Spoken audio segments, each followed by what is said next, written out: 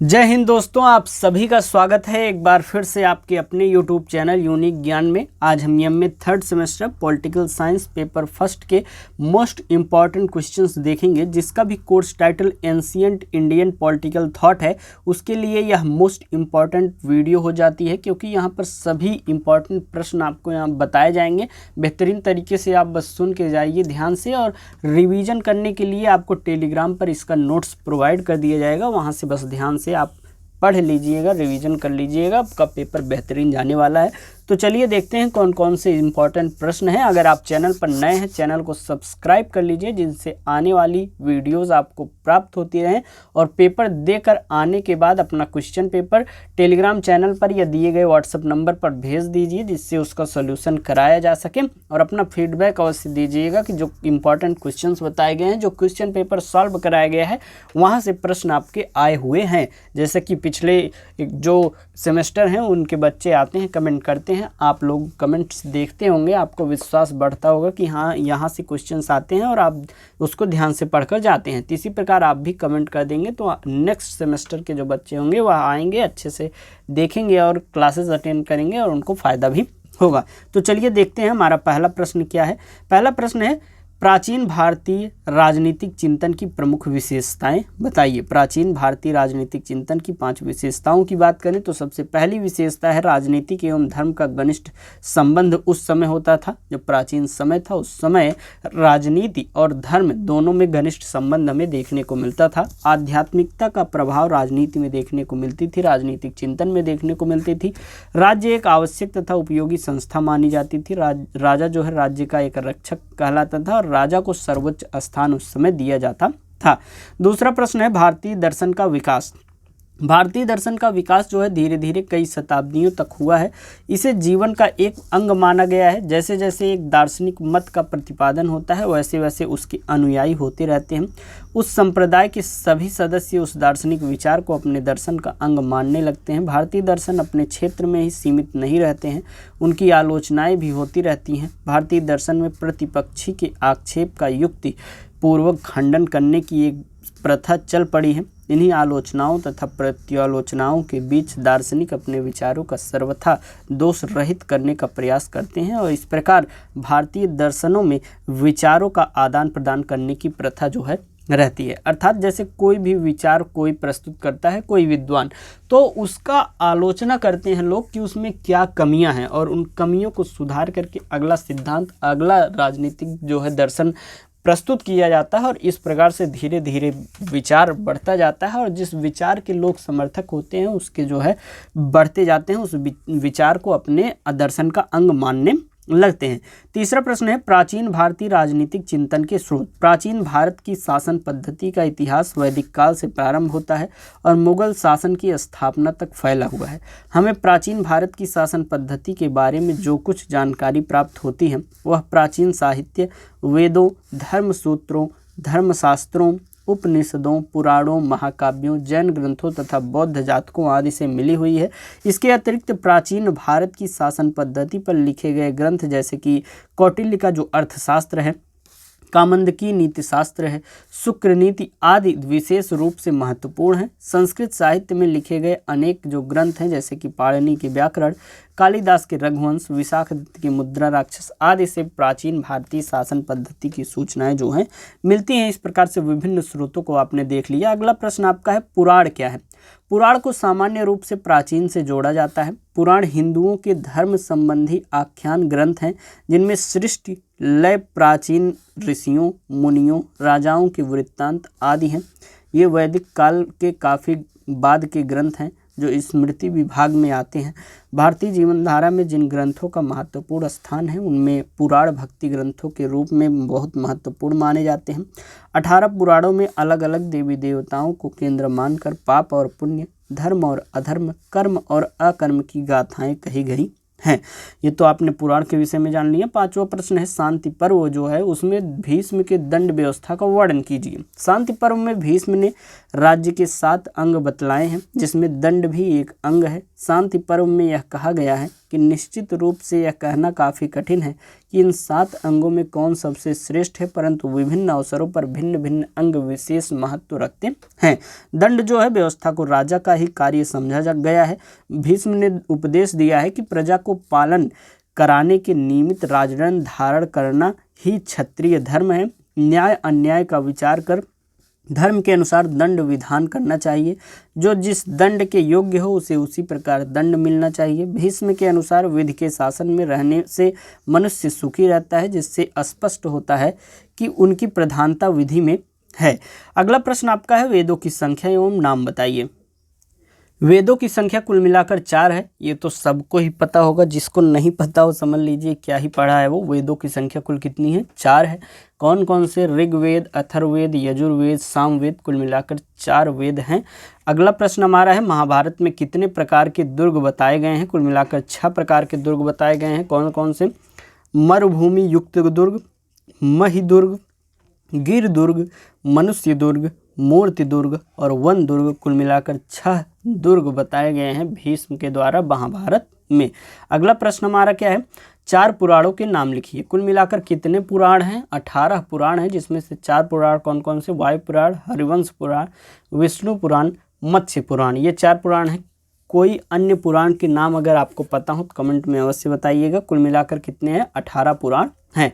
9वां प्रश्न है, गीता का दर्शन। गीता में उपनिषद का सार मिलता है। इसमें ज्ञान को सभी के लिए सुगम बनाया गया है। गीता में भगवान श्री कृष्ण द्वारा अर्जुन को उपदेश दिया गया है। अर्जुन बहुत ही पराक्रमी थे, उनके समान कोई नहीं था। युद्ध के मैदान में अर्जुन अपने सगे संबंधियों को देखकर अभिभूत हो गए और युद्ध के मैदान से उन्होंने हटने को मन बना लिया था। महाभारत के युद्ध में उनकी विजय निश्चित थी। वीर पराक्रमी होते हुए भी अपने को पराजित मान बैठ जान अच्छा नहीं था। तब श्री कृष्ण ने अर्जुन को उपदेश दिया कि मृत्यु कोई अपूर्व वस्तु नहीं है, कोई मरता नहीं है। आत्मा जो है अजर और अमर होती है। जिस प्रकार मनुष्य पुराने वस्त्र को त्याग कर नए वस्त्र धारण करती है, उसी प्रकार आत्मा भी नए शरीर में प्रवेश करती है। और इस उपदेश से अर्जुन का मोह दूर हो गया और गीता में जो है कर्म की प्रधानता मानी गई है। इस प्रकार से जो है गीता का जो एक प्रकार से उसमें बताया गया है, श्री कृष्ण जी ने अर्जुन को उपदेश जो दिए हैं उसी को संग्रहित करके गीता में बताया गया है। क्या होता है कि महाभारत का जब युद्ध होने लगता है, युद्ध के मैदान में अपने अपोजिट साइड जो है अर्जुन अपने सगे संबंधियों को देखता है और भाव विभोर हो जाता है और कहता है मैं युद्ध नहीं कर पाऊंगा, अपने ही लोगों को नहीं मार पाऊंगा। तब उन्हें कृष्ण भगवान उपदेश देते हैं, सत्य के साथ रहो, धर्म के साथ चलो। जो अधर्म के साथ चले, जो असत्य की राह पर चले, उसको मृत्यु पहुंचाना कोई गलत बात नहीं है और कोई भी मरता नहीं है। आत्मा जो है अजर और अमर होती है। जैसे हम वस्त्र बदलते हैं वैसे ही आत्मा एक शरीर को बदलकर दूसरे शरीर में जाती है। और यही सब सुनकर जो अर्जुन है उनके मन में जो एक प्रकार से रहता है भय, वह मोह जो रहता है वह दूर हो जाता है और वह युद्ध के लिए तैयार हो जाते हैं। अगला प्रश्न है, बौद्ध धर्म के बारे में बताइए। बौद्ध धर्म जो है महात्मा बुद्ध द्वारा चलाया गया धर्म है। बौद्ध धर्म के सिद्धांतों को 2 भागों में रखा जाता है, बौद्ध धर्म के दार्शनिक सिद्धांत और बौद्ध धर्म के व्यवहारिक सिद्धांत। मनुष्य को अपने कर्मों का फल प्राप्त होता है, उसे निर्वाण की प्राप्ति सम्यक कर्म के द्वारा ही हो सकती है। जिस प्रकार रोग का कारण समझने के बाद ही रोग दूर होता है, उसी प्रकार दुख का कारण समझकर धर्म की स्थापना हो सकती है। बौद्ध धर्म अनिश्वरवादी है। बौद्ध धर्म सत्य पर आधारित है। दुख को हरने वाले, तृष्णा का नाश करने वाले आर्य अष्टांगिक मार्ग के 8 अंग हैं, जिसे मध्यम मार्ग भी कहा जाता है। 11वां प्रश्न हम देखिए, कामंदक के सामाजिक विचार बताइए। कामंदक ने सामाजिक दृष्टि से भी अपने विचार व्यक्त किए हैं। राजा को प्रजा की भलाई के लिए कार्य करना चाहिए। राज्य के अंदर शांति व्यवस्था कायम करना राजा का प्रमुख उद्देश्य होना चाहिए। राज्य में आर्थिक व्यवस्था की स्थापना करने में राजा का योगदान महत्वपूर्ण होता है। राजा को अपनी प्रजा के साथ मंत्रणा करनी चाहिए जो उनके हित में उपयोगी हो। उन्हीं कार्यों को प्राथमिकता दी जानी चाहिए और सामाजिक भावना से कार्य किया जाना हमेशा राज्य के हित में एक प्रकार से होता है। 12वां प्रश्न क्या है, जैन राजनीतिक चिंतन के प्रमुख लक्षण बताइए। तो जैन राजनीतिक चिंतन के प्रमुख लक्षणों में आता है निवृत्ति मार्ग, कर्म और पुनर्जन्म, त्रिरत्न, अनेकात्मवाद, अनीश्वरवाद, निर्वाण, अहिंसा, नारी स्वतंत्रता और पंच महाव्रत, ये सभी चीज़ें जो हैं, ये सभी लक्षण जो हैं जैन राजनीतिक चिंतन में आते हैं। और कौन से आते हैं? शिक्षा, व्रत, आचार, तत्व और नग्नता, ये सभी चीज़ें आती हैं। 13वां प्रश्न है, बौद्ध एवं जैन ग्रंथों में वर्णित महाजनपदों के नाम बताइए। बौद्ध एवं जैन ग्रंथों में वर्णित कुछ प्रमुख महाजनपद के नाम कौन कौन से हैं? सबसे पहला है कपिलवस्तु के शाक्य, अलकप्पा के बुली, केशपुत्त के कलमा, सम्मारगिरी के मग्ग, रामगाम के कोलीय, पावा और कुशीनगर के मल्ल, पिपली वन के मौर्य, मिथिला के विदेह, वैशाली के लिच्छवी, ये सभी बौद्ध ग्रंथ और जैन ग्रंथ में शामिल हैं। इनका नाम लिया गया है। कपिलवस्तु नेपाल की सीमा के समीप है। बुली गणराज्य उत्तरी बिहार में था।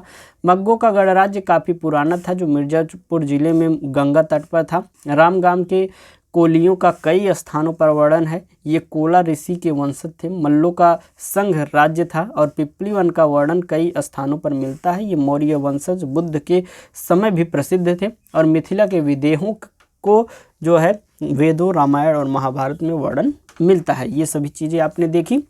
अगला प्रश्न हमारा है उपनिषद दर्शन। उपनिषद वह विद्या या शास्त्र या पुस्तक या विषय है जिसकी प्राप्ति से अविद्या का नाश होता है और मोक्ष की प्राप्ति में सहायक विद्या के समीप यह ले जाता है। अर्थात उपनिषद वह साहित्य है जिसमें जीवन और जगत के रहस्यों का उद्घाटन, निरूपण और विवेचन होता है। उपनिषद वैदिक साहित्य का अंतिम भाग है। इसकी रचना 1000 ईसा पूर्व 300 ईसा के मध्य हुई है। सामान्य रूप से उपनिषद की संख्या कितनी है? 108 है, लेकिन कई स्रोतों से 4 वेदों की 1180 उपनिषदें मानी जाती हैं। उपनिषद को 2 भागों में बांटा गया है। कौन कौन से? पहला प्राचीन उपनिषद, दूसरा है परवर्ती उपनिषद। उपनिषद के अनुसार जगत का अस्तित्व जो है प्रकृति है और प्रकृति जो है ब्रह्मा की माया है। प्रकृति माया के रूप में जगत के कार्यों का जो है संचालन वह करती है। अगला प्रश्न है वैदिक धर्म एवं दर्शन में क्या अंतर है? वैदिक धर्म या वैदिक दर्शन क्या है? वेदों के अनुसरण, अनुपालन और आचरण को वैदिक धर्म कहा जाता है। वैदिक धर्म में कर्म कांडों तथा यज्ञों को महत्व दिया गया है। इसका पूरी तरह अनुसरण ब्राह्मणों द्वारा किया जाता है, इसीलिए इसे ब्राह्मण धर्म भी कहा जाता है। वैदिक धर्म ऋग्वेद काल से शताब्दियों तक चलता रहा है। जब जब ब्राह्मणों के हाथ में राजसत्ता आई है तब तब इस धर्म का विकास हुआ है।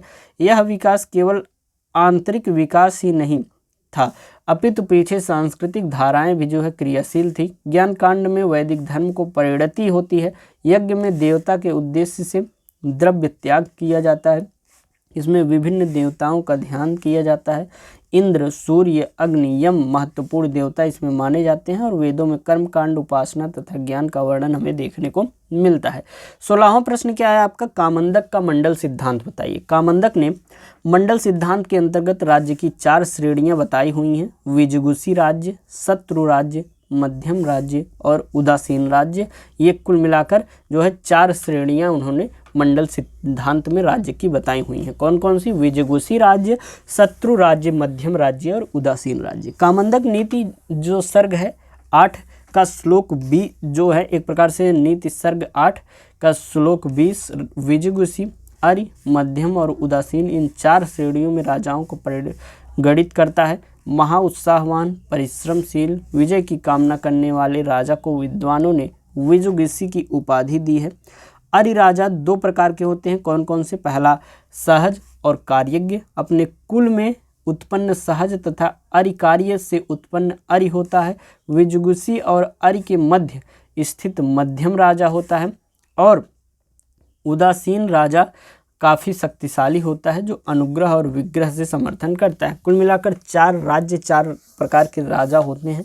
विजगुषी, आर्य, मध्यम और उदासीन होते हैं। अगला है 17वां प्रश्न, खाड्य पर कामंदक के विचार बताइए। कामंदक ने मंत्र खाड्य गुण नीति की बात कही है। उसने मंत्र को राज्य का मूल आधार माना है। खाड्य गुण मंत्र के 6 गुण सिद्धांत हैं, नियम है। पहला है संधि, दूसरा है विग्रह, तीसरा है यान, चौथा है आसन, 5वां है द्वैध भाव, 6ठा है आश्रय।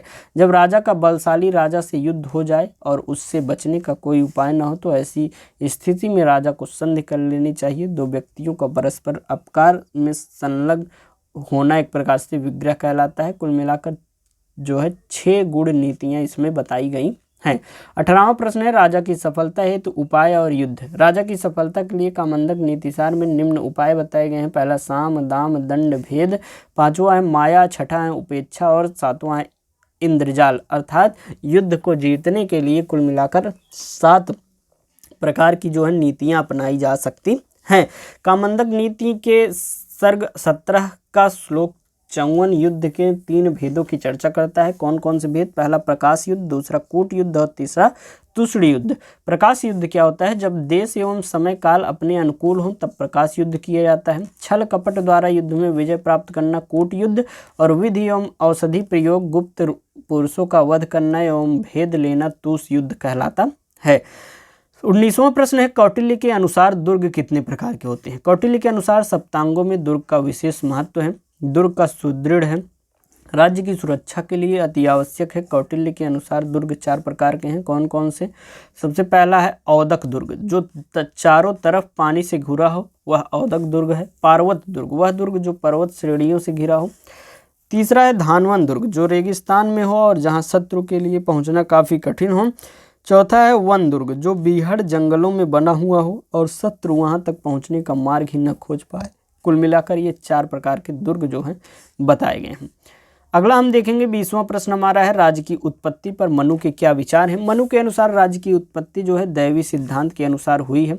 यह राजा को 8 प्रधान देवों का प्रतीक मानता है।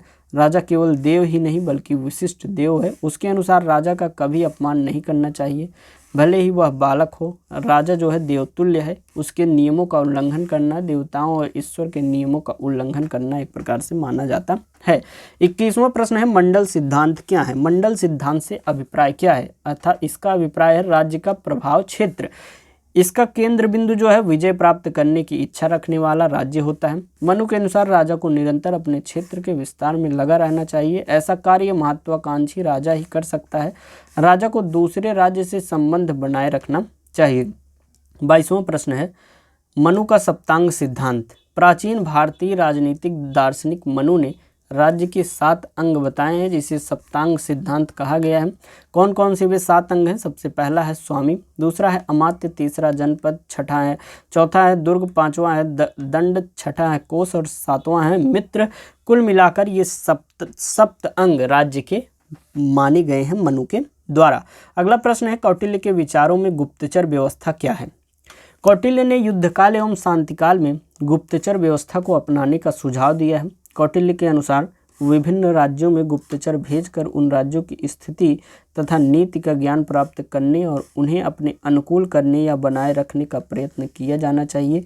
ये गुप्तचर जो व्यापारी, शिक्षक, धर्म प्रचारक आदि रूपों में वहाँ पर रह सकते हैं। योग्यता और कार्य के आधार पर कौटिल्य ने गुप्तचर की 3 श्रेणियाँ बांधी। कौन सी? पहली निःशिष्टार्थ, दूसरा परिमितार्थ और तीसरा है शासनहर। निःशिष्टार्थ जो होते हैं वह पूर्ण अधिकार संपन्न दूत होता है। परिमितार्थ जो है 3/4 गुणों से युक्त और शासनहर जो है आधी शक्ति से युक्त माना जाता है। अगला प्रश्न है 24वां शुक्र कौन थे? शुक्र कौन थे यह विवाद का विषय है। पौराणिक कथाओं के अनुसार देवताओं और असुरों में निरंतर संग्राम चलता रहता था। देवताओं के गुरु बृहस्पति थे और असुरों के गुरु शुक्राचार्य थे। शुक्राचार्य की विलक्षण प्रतिभा और अनोखी सूझबूझ के कारण ही असुरों की शक्ति और सिद्धियां जो है देवताओं से कम नहीं थी। एक कथाकार के अनुसार देवताओं के समुद्र मंथन से निकालने वाला अमृत पर एकाधिकार करके अमृत प्राप्त कर लिया था। अतः देवासुर संग्राम में केवल असुरों की मृत्यु होती थी। इसके प्रतिकार स्वरूप शुक्राचार्य ने संजीवनी का आविष्कार किया, जिससे मृतक को पुनर्जीवित किया जा सके। ये तो आपने समझ लिया होगा शुक्र कौन थे। असुरों को देवता थे। जब समुद्र मंथन हुआ देवताओं ने जो है अमृत को पाकर अब अमृत तो प्राप्त कर लिया, तो इसके खिलाफ शुक्र ने संजीवनी बूटी का निर्माण किया, जिससे असुरों की भी जान बचाई जा सके, एक मृतक को जीवित कर दिया जा सके। ऐसी बूटी उन्होंने बनाई हुई थी, ऐसी खोज की हुई थी। 25वां प्रश्न है कौटिल्य के विदेश नीति संबंधी 6 लक्षण बताइए। 6 लक्षण कौन कौन से हैं? युद्ध नीति में सबसे पहला संधि, दूसरा विग्रह, तीसरा यान अर्थात आक्रमण, चौथा आसन अर्थात तटस्थता, 5वां है संश्रय, बलवान को आश्रय और छठा है द्वैधी भाव। 26वां प्रश्न है, मनु के अनुसार दंड का महत्व बताइए। दंड का प्रयोग राज्य की प्रभुसत्ता या सर्वोच्च शक्ति के रूप में किया गया है। दंड राज्य शक्ति का निर्णायक तत्व होता है, जिसकी धुरी पर राज्य की सर्वोच्च शक्ति का संचालन होता है। राज्य के 7 तत्वों में दंड का विशेष महत्व है। इसके महत्व के कारण जो है कौन कौन से हैं? सबसे पहली बात तो दंड जो है ईश्वरीय रचना है। दूसरा है दंड ही संप्रभुता है। तीसरा है दंड निज कर्म में अनुरक्त रहता है। चौथा है दंड अपराध की प्रवृत्ति को रोकता है। पांचवा है दंड से अराजकता रुकती है। छठा है दंड से अनिहित नहीं होता है। दंड मनोवैज्ञानिक प्रभाव एक प्रकार से डालता है। ये तो आपने देख लिए दंड के विषय में, दंड के क्या कारण हैं जो कि सही कारण है जिससे दंड को लागू किए रहना चाहिए। 27वां प्रश्न है, राज्य के आवयविक स्वरूप संबंधी भीष्म के विचार बताइए। महाभारत में भीष्म ने राज्य को सप्तांग कहकर पुकारा है, अर्थात राज्य के 7 अंग होते हैं। ये 7 अंग कौन कौन से? स्वामी, सेवक, कोष, दंड, मित्र, जनपद और पुर होते हैं। इन सभी अंगों को अपने अपने स्थान पर महत्व दिया गया है। राजा का प्रमुख उद्देश्य प्रजा की भलाई करना होता है। महाभारत में मनुष्यों का उद्देश्य धर्म, अर्थ और काम बताया गया है। 28वां प्रश्न, कौटिल्य के दंड नीति के उद्देश्य बताइए। दंड के संबंध में कौटिल्य ने कहा है कि जनता को सही मार्ग पर लाने के लिए राजा जो है द्वारा किया गया दंड ना तो आवश्यकता से अधिक और ना ही कम होना चाहिए, अर्थात आवश्यकता जितनी हो उसी अनुसार दंड देना चाहिए। राजा को सोच समझकर उचित दंड की व्यवस्था करनी चाहिए। दंड अपराध की मात्रा और व्यक्ति की स्थिति के आधार पर किया जाए, अर्थात उसकी स्थिति देखकर किस प्रकार का उसने अपराध किया है उस आधार पर जो है दंड देना चाहिए। मान लीजिए उसने 10 रुपये चुरा लिया है और आप उसको जो है मृत्यु दंड दे रहे हैं, ऐसा भी नहीं होना चाहिए। या बिल्कुल वह गरीब है, वह जिंदगी भर में जो है 10,000 20,000 कमा पा रहा है और उस पर आपने जो है दंड के रूप में 1 लाख रुपए भरने को कह दिया, ऐसा भी नहीं होना चाहिए। आगे हम देखें, दंड की व्यवस्था व्यक्ति को अपराधों से दूर करने की प्रेरणा देता है। कौटिल्य ने अपराधियों के लिए 3 प्रकार के दंड की व्यवस्था की है। कौन कौन सी? पहला शारीरिक दंड, दूसरा आर्थिक दंड और तीसरा है कारागार। इस प्रकार के दंड की व्यवस्था करके कौटिल्य आदर्शवादी की अपेक्षा व्यवहारिक अधिक एक प्रकार से बन जाता है। 29वां प्रश्न है, राज्य की उत्पत्ति के संबंध में कौटिल्य के विचार बताइए। कौटिल्य के अनुसार राज्य की उत्पत्ति जो है सामाजिक समझौते के आधार पर हुई है। एक स्थान पर उन्होंने बताया है कि राज्य से पूर्व समाज में मत्स्य न्याय का प्रभाव था। जिस प्रकार बड़ी मछली छोटी मछली को खा जाती है, उसी प्रकार समाज के सबल पुरुष निर्बल पुरुष के विनाश में हमेशा सक्रिय रहते थे।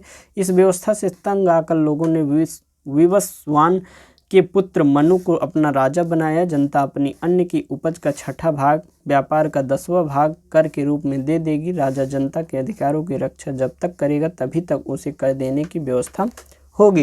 एक प्रकार से उनका कहना है कि पहले जो शक्तिशाली लोग होते थे वह कमज़ोर लोगों को मारते रहते थे और उससे विवश होकर लोगों ने अपना एक लीडर चुना कि कहा कि आपको कर दिया जाएगा, आपको पैसा दिया जाएगा, आप हमारी रक्षा कीजिए और जब तक आप हमें रक्षा करेंगे आपको कर हम देते रहेंगे। इस प्रकार से सामाजिक जो भी व्यवस्था बनाई गई थी उससे राज्य का निर्माण हुआ था। अगला प्रश्न, मनु के सिद्धांत का उल्लेख किस पुस्तक में मिलता है? मनु के सिद्धांत का उल्लेख मनु द्वारा ही लिखी गई मनु स्मृति में मिलता है। मनु स्मृति में कुल 12 अध्याय हैं जिसमें राज्य की उत्पत्ति, राजा के कर्तव्य एवं अन्य सिद्धांतों का वर्णन किया गया है। 31वां प्रश्न है, शुक्राचार्य के अनुसार राजा के कार्य बताइए। शुक्राचार्य के अनुसार राजा के मुख्य कार्य अपनी प्रजा का संरक्षण करना, दुष्टों को दंड देना। राजा को दंड नीति का ज्ञान होना चाहिए। जो राजा दंड नीति की जानकारी नहीं रखता है वह समुद्री जहाज के डूबने के समान होता है। ऐसे राजा की सेनाएं जो है बिखर जाती हैं। शुक्र का कहना है कि धर्म, अर्थ, काम, मोक्ष इन 4 पुरुषार्थों में से पहले 3 की सिद्धि जो है दंड नीति के प्रयोग पर निर्भर करती है। 32वां प्रश्न है, क्या कौटिल्य ने निरंकुश राजतंत्र का समर्थन किया है? कौटिल्य ने राजतंत्रात्मक शासन व्यवस्था को सबसे श्रेष्ठ माना है। राज्य के 7 अंगों में राजा सर्वश्रेष्ठ उन्होंने माना है, लेकिन राजा निरंकुश रूप से धारण नहीं कर सकता है, उस पर कुछ प्रतिबंध लगाए जाते हैं। सबसे पहला, जनता राजा की आज्ञाओं का पालन तभी करेगी जब राजा उनके जनधन की रक्षा करेगा। दूसरा, राजा धार्मिक नियमों एवं रीति रिवाजों के अनुसार कार्य करेगा। तीसरा, राजा को मंत्रियों के बराबर अधिकार दिया गया है। यदि राजा निरंकुश रूप धारण करने का प्रयास करेगा तो मंत्री परिषद उस पर क्या लगा देगी? प्रतिबंध लगा देगी। 33वां प्रश्न है, मनु के दंड संबंधी विचार। मनु के अनुसार दंड ही राजा है। क्योंकि दंड में ही राज्य करने की शक्ति होती है। विद्वान लोग दंड को धर्म का हेतु समझते हैं। यदि राजा अपराधियों को दंड न दे तो बलवान लोग दुर्बलों को वैसे सताएंगे जैसे मछलियों को लोग पकाते हैं। दंड का यथा योग्य प्रयोग करता हुआ राजा धर्म, अर्थ और काम की प्राप्ति की ओर उन्मुख होता है। राजा को चाहिए कि राज्य में न्यायोचित दंड की व्यवस्था करे। कुल, जाति, गढ़ और जनपद में से जो भी अपने धर्म से विचलित हो, राजा उन्हें यथाचित जो है दंड देकर फिर से निज धर्म की स्थापना करे। दंड 4 प्रकार से हैं। पहला धिक दंड, दूसरा वाग दंड, तीसरा धन दंड और चौथा वध दंड। कुल मिलाकर 4 दंड माने गए हैं। 34वां प्रश्न, मनु और कौटिल्य की तुलना कीजिए। मनु और कौटिल्य दोनों प्राचीन भारतीय विचारकों में अग्रणी माने जाते हैं। दोनों ही विचारक समाज में ब्राह्मणों को सर्वोच्च स्थान देते हैं। मनु ने ब्राह्मणों की उत्पत्ति ब्रह्मा के सिर से मानी हुई है। मनु के अनुसार राज्य की उत्पत्ति कैसे हुई है? दैवी स्वरूप से हुई है, जबकि कौटिल्य का कहना है राज्य समझौते के द्वारा अस्तित्व में आया है। मनु और कौटिल्य दोनों ने राज्य के उद्देश्य से समान माने हैं। दोनों का कहना है कि राजा को प्रजा की भलाई में काम करना चाहिए। तीसरा है, मनु के समान कौटिल्य ने भी कहा है कि जनता से कर उनकी रक्षा के लिए लिया जाना चाहिए। दोनों मंडल सिद्धांत और खाटगुड़ नीति पर अपने विचार व्यक्त किए हुए हैं। मनु और कौटिल्य दोनों राजा के गुणों, प्रशिक्षण और दिनचर्या पर बल देते हैं। इस प्रकार हम कह सकते हैं मनु और कौटिल्य की विचारधारा में समानताएं अधिक और असमानताएं कम हैं। 35वां प्रश्न क्या है? शुक्र के अनुसार राज्य की आय के स्रोत लिखिए। शुक्र के अनुसार राज्य की आय का स्रोत कर को माना गया है, लेकिन तीर्थ और देव स्थानों से आपातकाल को छोड़कर कोई कर न लिया जाए। कृषि योग्य भूमि से जो उत्पादन हो उसका 6ठा भाग जो है राजा कर के रूप में स्वीकार करे। जिस भूमि से राजा को 100 रुपये के बराबर चांदी की आमदनी हो उससे 20वां भाग कर के रूप में लेना चाहिए। व्यापारी और ब्याज लेने वाले से राजा लाभ का 32वां अंश ले और राजा को प्रायः धन सुपात्र से ग्रहण किया जाना चाहिए, यदि यही धन राज्य के कोष में बढ़ोतरी एक प्रकार से करता है। 36वां प्रश्न है, भीष्म के राज्य के अंगों के नाम बताइए। महाभारत में भीष्म ने राज्य को सप्तांग कहकर पुकारा है। शांति पर्व के 69वें अध्याय में राज्य को 7 अंग बताए गए हैं। कौन कौन से? अमात्य, सेवक, कोष, दंड, मित्र, जनपद और पुर। कुल मिलाकर 7 अंग बताए गए हैं। शांति पर्व में यह कहा गया है कि यह कहना कठिन है कि 7 अंगों में से कौन श्रेष्ठ है, परंतु विभिन्न अवसरों पर भिन्न भिन्न अंग विशेष महत्व धारण एक प्रकार से करते हैं। 37वें प्रश्न की बात करें तो 37वां प्रश्न है, सोमदेव सूरी के राजनीतिक विचार क्या हैं? सोमदेव सूरी ने अपने ग्रंथ नीतिवाक्यम में कहा है कि प्रजा की राज्य में महत्वपूर्ण भूमिका होती है। सोमदेव सूरी ने अयोध्या के राजा राम के घोषणा पत्र को प्रस्तुत किया है, जिसमें कहा गया है कि गुरुओं और सत्यवादी ऋषियों को साक्षी मानकर प्रतिज्ञा करता हूँ कि प्रजा हित का कार्य करके राम राज्य स्थापित करूँगा। आपके सम्मुख स्थित इस राज्य के सभी बंधुजन, स्त्री, राजा, कोष, शक्ति, आयु, मन और धन सभी धर्म के लिए समर्पित है। मैं प्रजा हित का कार्य करूँगा, भूमि की रक्षा करूँगा, न्याय और धर्म का शासन स्थापित करूँगा। इस प्रकार राजा राम के घोषणा पत्र के माध्यम से राजतंत्र में लोकतांत्रिक व्यवस्था को उन्होंने दर्शाया हुआ है। राजा राम जो है निरंकुश न होकर प्रजाहित की बात करने वाले आदर्श राजा के रूप में उपस्थित होते हैं। झूठे, कपटी, क्रूर, लोभी, क्रोधी, जीव हिंसा करने वाला, चोर और अपने कर्तव्य में असावधान रहने वाला प्राणदंड का भागी होगा। उनका कहना है राजतंत्र में शासन को सुचारू रूप से चलाने के लिए दंड विधान का प्रावधान अनिवार्य है। मनुष्यों को न्याय मिलना ही सच्चे अर्थों में राम राज्य है। यदि दंड देने वाला अधिकारी बिना अपराधी की बात सुने दंड देता है तो वह अच्छा नहीं है। अतः राजा को प्रजा की भलाई में लगे रहना चाहिए। इस प्रकार से मोस्ट इम्पॉर्टेंट क्वेश्चन सभी बता दिए गए हैं। अगर आप कमेंट करते हैं तो कुछ 5-10 प्रश्न और आपको बता दिए जाएंगे। अभी तुरंत कमेंट करिए। कुछ यूनिवर्सिटीज़ में कल ही एग्जाम है, तो आप तुरंत कमेंट करेंगे तो शाम तक आपको प्रोवाइड कर दिया जाएगा और 10-15 प्रश्न, जिससे बस दोनों वीडियो आप देख के जाएंगे, बेहतरीन आपकी तैयारी हो जाएगी, अच्छे से आपका पेपर हो जाएगा। तो चैनल पर बने रहें, चैनल को सब्सक्राइब करें, दोस्तों के पास शेयर करें, जिससे आने वाली वीडियोस उनको भी प्राप्त हो सके और अच्छी तैयारी हो सके। कमेंट में ज़रूर बताइएगा पेपर दे के आने के बाद कितना अच्छा प्रश्न यहाँ से देखने को मिले हैं। और रिवीजन दिए गए नोट्स से कर लीजिए, टेलीग्राम चैनल पर भेज दिया गया है। ओके।